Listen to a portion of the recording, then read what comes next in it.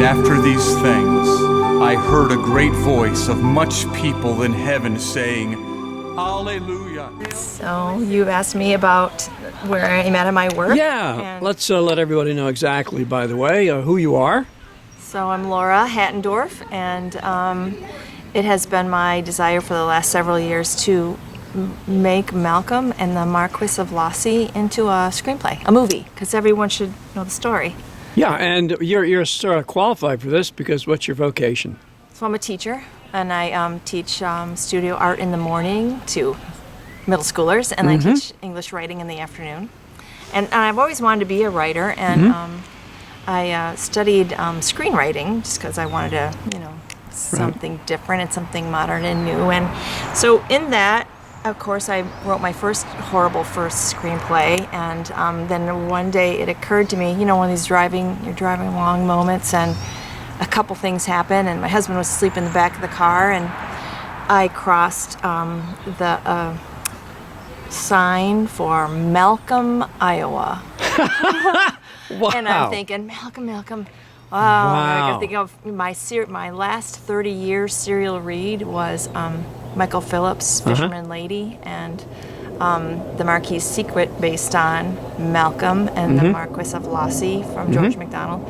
And I all of a sudden, I should really write that into a screenplay. Wouldn't that be a great movie? That's got to be a movie. And then, not a mile down the road, came on the radio this Lora Story song, and the name of the song is "Tell Your Story." Oh, wow! Tell Your Story. Wow! And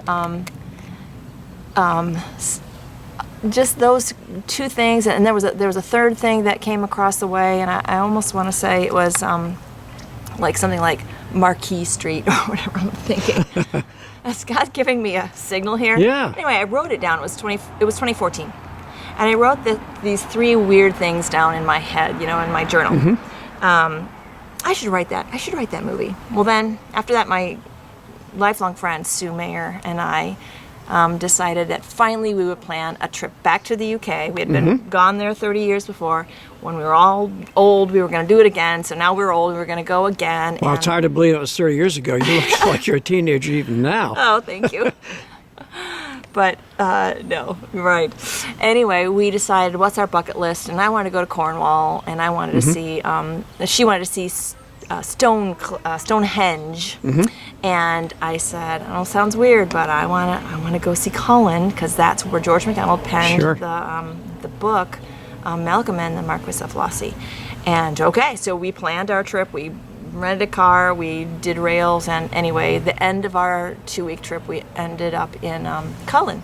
And before the trip, of course, I had looked online, snooping to see if Michael and Judy had any Scotland retreats or whatever of any kind, and no, they did not.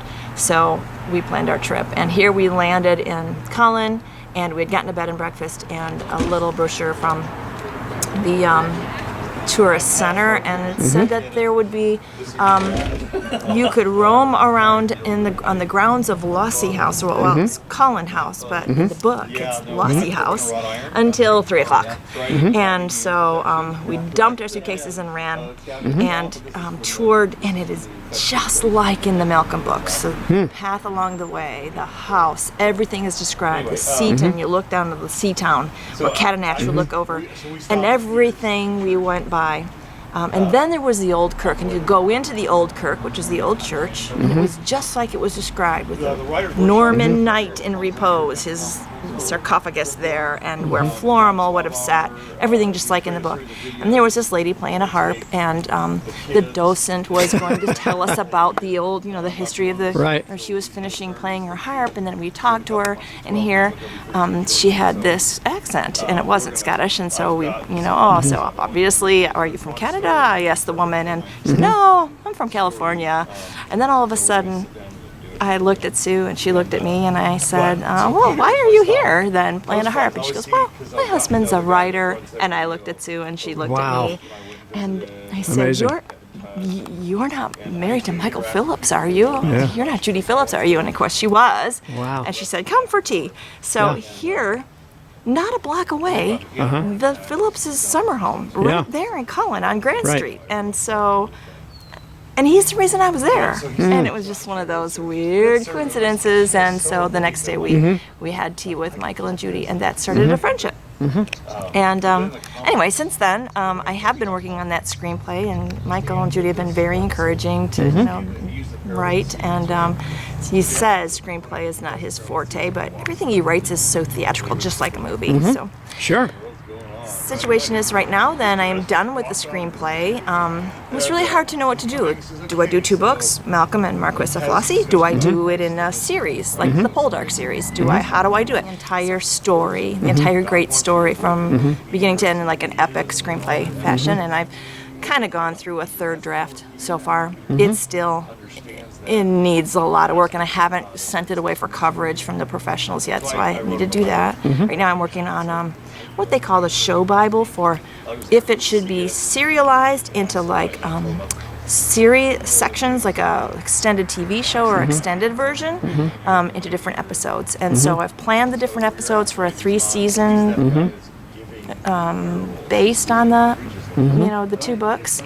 With the epic first, the whole movie in one. So that's kind of what I have, because I'm just trying to get a structure so that I could send it off to see if anybody would like to produce it with all these ideas I have. And so that's where I'm at. I'm kind of always fighting for time. Just don't seem like I have enough time to finish and get things polished like I want to. But it's nearing the completion enough now so that I can have Michael look it over, because he's agreed to maybe have his name on it with me and help me with it. And we'll see if that all happens. And after that, maybe I'll send it for some professional help and coverage, and then try to send it out there to see if anybody. So that's the story. Well, thank you very much. That's very interesting, and wish you well. Thank you. Thanks.